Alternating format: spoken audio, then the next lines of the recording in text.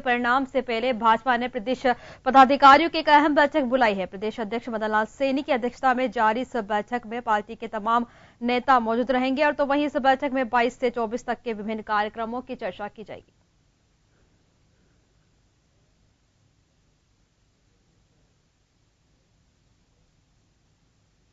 और इस खबर पर हमारे साथ बीजेपी मुख्यालय से हमारे संवाददाता सुदर्शन शेखावत हमारे साथ लाइव जुड़ चुके हैं। जी सुदर्शन, आज भाजपा पदाधिकारियों की एक अहम बैठक बुलाई गई है, क्या कुछ तैयारियां की जा रही है वापस बैठक को लेकर?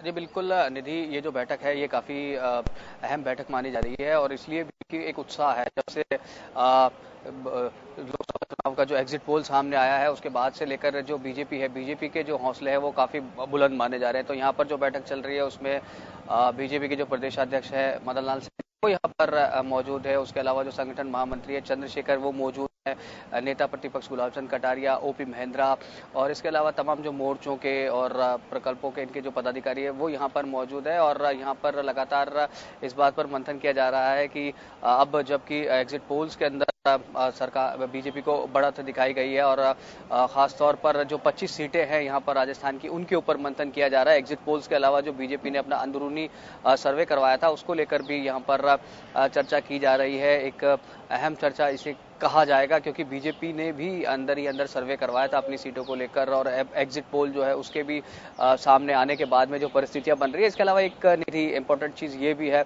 कि लोकसभा के चुनाव की जब मतगणना होगी तो हर जो क्षेत्र होगा वहां पर एक बड़े पदाधिकारी को या नेता को वहां पर भेजा जाएगा। इसको लेकर भी यहाँ पर चर्चा चल रही है। साथ ही साथ में अब जो चुनाव होने वाले हैं, आगामी जो चुनाव है, निकाय चुनाव है और चुनाव है, उनके ऊपर भी यहाँ पर चर्चा की जा रही है। 11 बजे के आसपास ये बैठक शुरू हुई थी। फिलहाल तमाम जो पदाधिकारी हैं वो अंदर मौजूद हैं और फिलहाल मीडिया को बाहर ही रखा गया है और आगे जो भी इसके बारे में जानकारी मिलेगी वो हम अपने दर्शकों से जरूर शेयर करेंगे। फिलहाल यही जानकारी है कि मुख्यालय के अंदर यहाँ पर बैठक चल रही है। हमने तस्वीरें अपने दर्शकों के साथ में शेयर की है और इसके अलावा बीजेपी के जो प्रदेश अध्यक्ष है मदन लाल वो यहाँ पर मौजूद हैं। इसके अलावा जो महामंत्री हैं चंद्रशेखर वो यहाँ पर मौजूद है, नेता प्रतिपक्ष गुलाब चंद कटारिया यहाँ पर मौजूद है, ओपी महेंद्रा और तमाम जो पदाधिकारी हैं बड़े वो यहाँ पर मौजूद हैं और लोकसभा चुनाव को लेकर जो एग्जिट पोल आए हैं उसके ऊपर यहाँ पर चर्चा की जा रही है।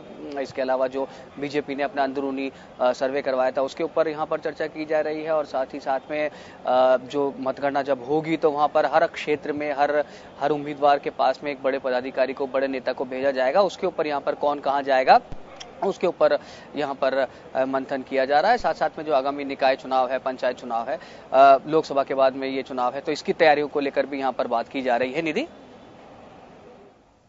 जी बिल्कुल सुदर्शन, 23 मई को एग्जिट रिजल्ट आएंगे लेकिन एनडीए को बहुमत एग्जिट पोल के जरिए ज्यादा बताया जा रहा है। इस बहुमत को लेकर बीजेपी कार्यकर्ताओं में, पदाधिकारियों में कितना उत्साह है?